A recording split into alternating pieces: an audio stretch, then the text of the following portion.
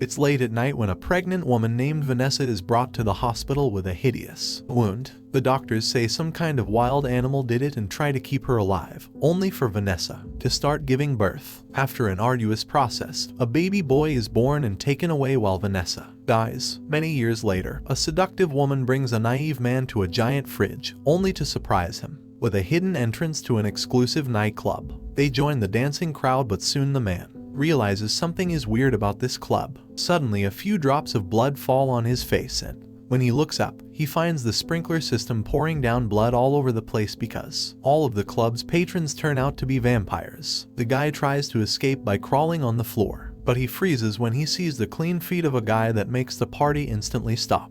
His name is Blade, but the vampires call him Daywalker. He coolly enters the main dance floor and immediately begins a savage slaughter of the creatures, using a combination of martial arts and firearms to pick them off without mercy. His weapons are custom made with silver on the bullets and the blades, which the vampires are weak to. After fighting his way through numerous creatures, Blade is surrounded by the club's guards led by Quinn. Another fierce battle begins, and this time Blade uses his sword and his blades to kill a bunch of vampires at the same time. Next, he goes after Quinn, nailing him to the wall with stakes and setting him alight while sending his regards to Frost. At that moment, sirens announce the arrival of the police, so Blade runs away, leaving a burnt Quinn and a very confused human as the only surviving inhabitants. Assuming he's dead, the police take Quinn's crisp remains to the hospital for examination. The doctor chosen for this is Karen, who immediately sees there's something weird about the blood exam and notices the overgrown fangs. During the examination, Quinn shockingly returns to life and feeds on both Karen and her co-worker. However, Blade enters the morgue, having already expected this. He attacks the revived vampire, but Quinn jumps out of the building, landing inside an ambulance before running away. On his way out, Blade sees a bleeding Karen lying on the floor, begging for help.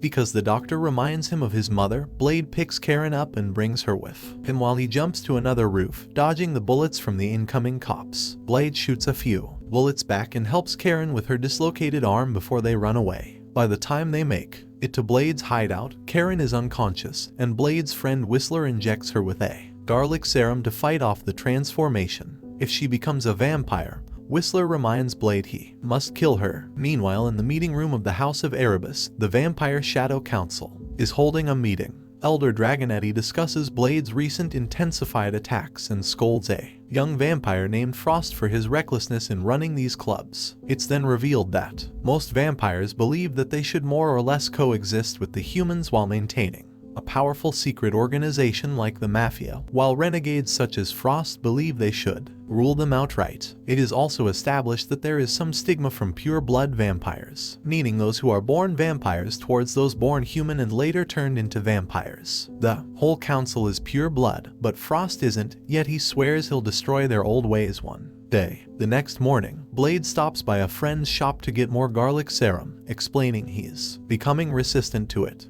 His friend unfortunately can't do much and hugs him as he reminds him to be careful. Later, Karen wakes up in a strange room and is shocked to see a wall full of weapons, including a sword with a trick handle. When she comes out, she notices Whistler injecting Blade with a special serum which makes his whole body shake. The duo quickly sees her, and she tries to run away. However, Whistler and Blade immediately block her path and assure her they're allies. Whistler is Blade's mentor and weapons technician. Together they fight against all vampire kind with silver bullets, UV lights, and garlic. They can't go to the police with this because the vampires have bought them off. Now they want her to leave, but first Whistler gives Karen a weapon known as the Vampire Menace so she can protect herself from the vampires that will surely come after her for knowing her secret. Meanwhile, Dragonetti visits Frost to scold him for wasting time and resources researching ancient vampire legends that are probably rubbish, slapping him for it. However, Frost remains unbothered. When she arrives at her building, Karen becomes suspicious of anyone she sees, especially people with weird tattoos on their necks. She finds Officer Krieger waiting in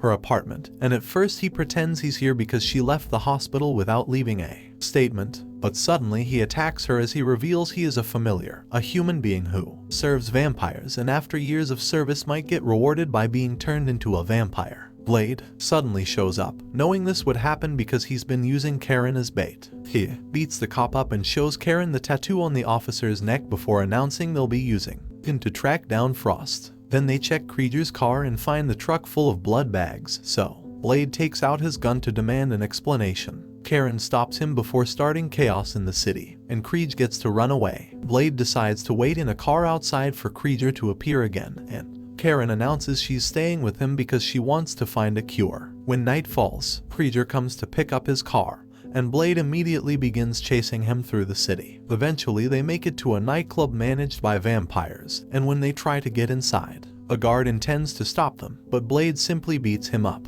Inside the club, Blade beats up more guards until Krieger tells him about a hidden entrance in the fridge that takes him to a secret archive. After sending Krieger away with a message for Frost, Blade and Karen check the place and come across a disgusting vampire known as Pearl, who is in charge of the vampire's files and systems. Meanwhile, Frost manages to finish the translation of the ancient texts. Krieger arrives to warn him about Blade, but Frost kills him and shares him with his girlfriend. Then he orders Quinn to capture Blade alive. Back to Pearl. At first he doesn't want to cooperate, but then Karen begins burning him with a UV light and Pearl quickly begins spilling everything. Frost is planning to summon a blood god named La Magra. Blade steals a hard drive with the information, and Karen finishes killing Pearl with the light. Then Blade uses a special explosive spray to blow up a door, behind which they find the ancient vampire Bible. Suddenly Blade hears a noise and finds a scared little girl, but when he tries to help her, she reveals herself to be a vampire and attacks him. Quinn arrives with more guards and another fight starts, during which Blade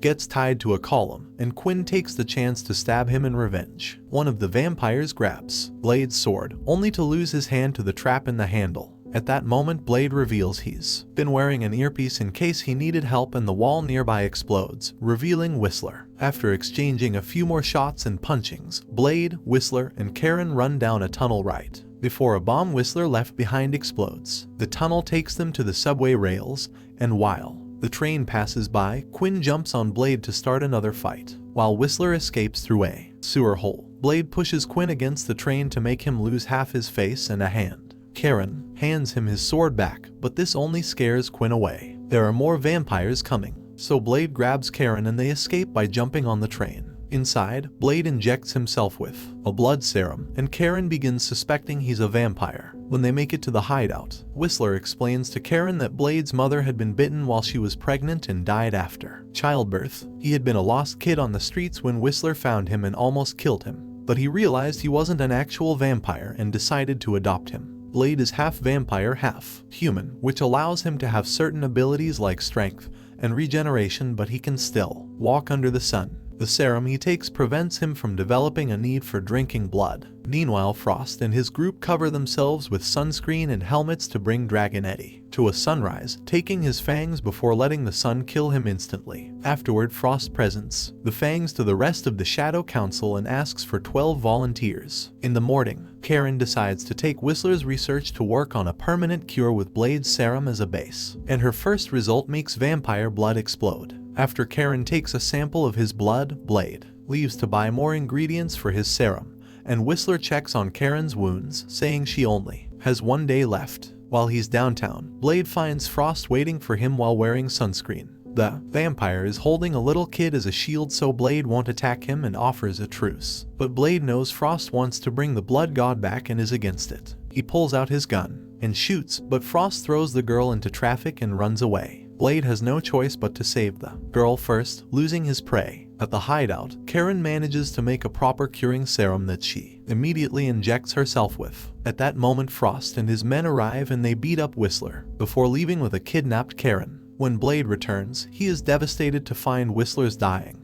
body. Whistler tells him he looked at the hard drive and explains Frost's plans, saying the ritual needs the blood of a daywalker like Blade. He also mentions he doesn't want to be a vampire, so Blade respects his wishes and leaves him with a gun in order to end things for himself. Afterward, Blade finds a taunting video from Frost, asking him to come find him and giving him the address. Stricken with grief, Blade arms himself up with silver and the new serum before leaving to find Frost. Moments later, Blade breaks into Frost's headquarters using a bike. On the first floor, he shoots every guard that dares get in his way without even breaking a sweat. On the next one, he fights hand-to-hand with 2 vampires expert in martial arts, but after exchanging a few hits, Blade injects them with the serum and makes them explode. When he finally makes it to Frost's room, Blade finds a shocking surprise. Vanessa is still alive. She became a vampire shortly after giving birth. In fact, it had been Frost who bit her, and now she's his mistress. This distraction allows Frost and his guard to catch him from behind and beat him to submission. Afterward, Blade and Karen are taken to the Temple of Eternal Night, and Blade can't defend himself because his body is weak from thirst. Frost reveals he's stolen the vials with the serum and throws them to the bottom of the pit before he sends Blade away to his spot to start the ritual. Karen is pushed into a hole where she finds his coworker in an almost zombie-like state because of his thirst. There also are a bunch of bones on the floor, so Karen uses one to beat the vampire up before starting to climb out of the hole. Meanwhile, Blade is tied to a special contraption for the ritual, and Vanessa gets inappropriately close to him, saying that he needs to accept she isn't the mother he remembers. Then the contraption is closed and begins to extract Blade's blood. Upstairs, Frost lines the council members around the temple, and when one of them tries to resist, Frost's girlfriend kills him. Blade's blood begins falling on all of them and on Frost at the center, and when lightning hits the temple, it kills the entire council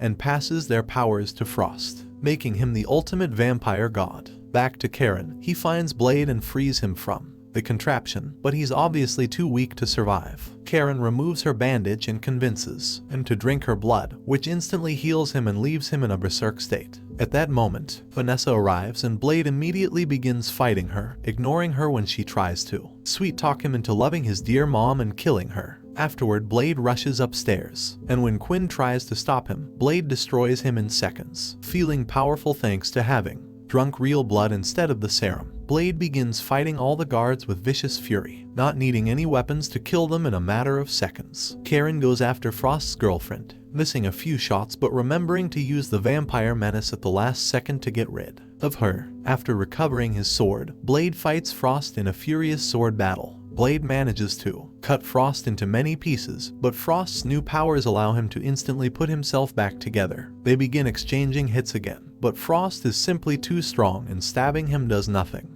At that moment, Blade notices the serum that fell earlier and throws his sword to retrieve them. Then he injects Frost with all of them at the same time, causing him to explode. In the end, Blade and Karen escape the temple, and Karen offers Blade her cure. Blade refuses, because curing him of his need for blood would also remove his Daywalker powers and he would be unable to hunt vampires, but he wants to keep protecting the city. Sometime later, Blade appears in Moscow, ready to kill a vampire that is about to attack a woman.